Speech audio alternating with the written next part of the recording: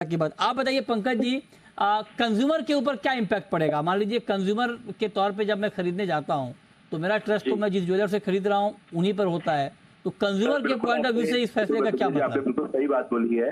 इसका मूल उद्देश्य को समझिए कि आपका जो भी एक खानदानी ज्वेलर्स है, सपोज मान लीजिए आपकी फैमिली जिस ज्वेलर के यहाँ जाती है उसका ट्रस्ट वहां पे है। तो देश में हर ज्वेलर ऐसा नहीं होता जिसके पास 50 किलो 100 किलो का स्टॉक होता है। तो सपोज मान लीजिए शादी का सामान अगर आप ले रहे हैं, आपने 200 ग्राम ज्वेलरी ली, तो 150 ग्राम ज्वेलरी उसने आपको अपनी दुकान से दी। कुछ चीजें जो आपको नहीं पसंद आ रही है उसने अपने ही अगल बगल के होलसेलर से या अपने पड़ोसी दुकानदार से मंगाया, आपको दिखाया और आपकी पूरे सेटिस्फाई कर पूरी ज्वेलरी दे दी।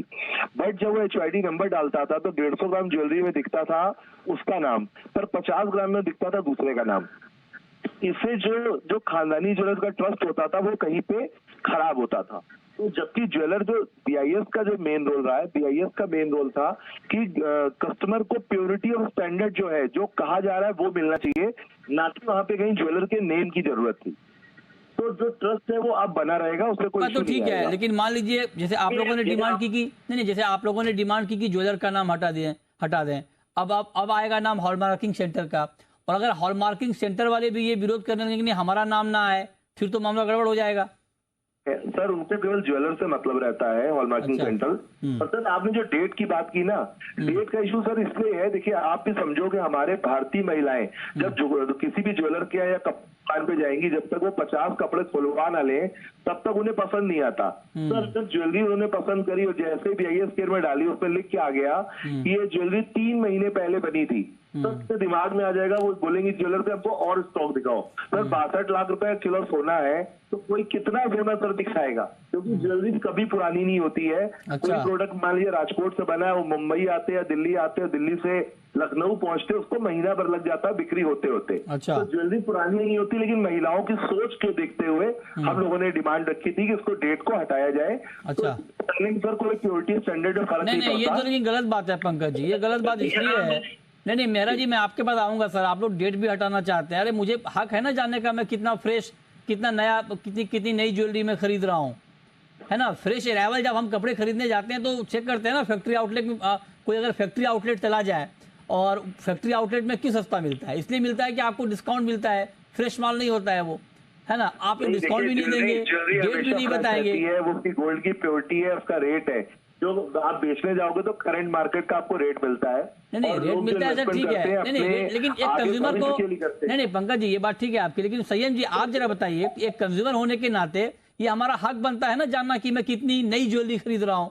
ट्रेंडिंग ज्वेलरी है, 6 महीने पहले बनी है, साल भर पहले बनी है, ये कंज्यूमर का हक नहीं है क्या?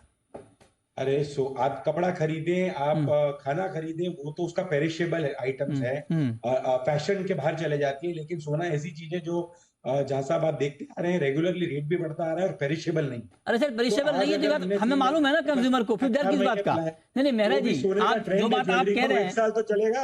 अरे मेहरा जी, जो बात आप कह रहे हैं, मैं आपकी बात को मान रहा हूं, तो फिर इस बात में ज्वेलर को क्यों डर? ज्वेलर कन्विंस करे ना कंज्यूमर को।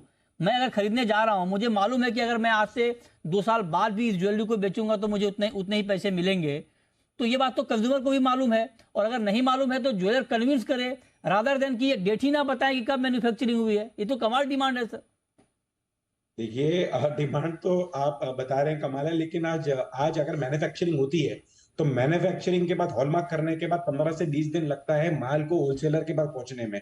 होलसेलर के पास पहुंचने के बाद उसको महीना से 1.5 महीने तक सिलेक्शंस होती हैं रिटेलर के पास, और उसके बाद 2.5 महीने का प्रोसीजर, तो 2 महीना 2.5 महीना तो ऐसे लग जाता है रिटेलर के पास मॉल पहुंचने में। ये बताइए मेरा जी, नहीं मेरा जी, आप ये बताइए, जब कोई ज्वेलर ये कहकर बेचता है कि बिल्कुल फ्रेश है, नई डिजाइन है ना, अभी आया है, ट्रेंडिंग है, तो फिर तो वो गलत बात हो गई ना, फिर तो झूठ हो गया वो, फिर हम ना माने उनकी बात को।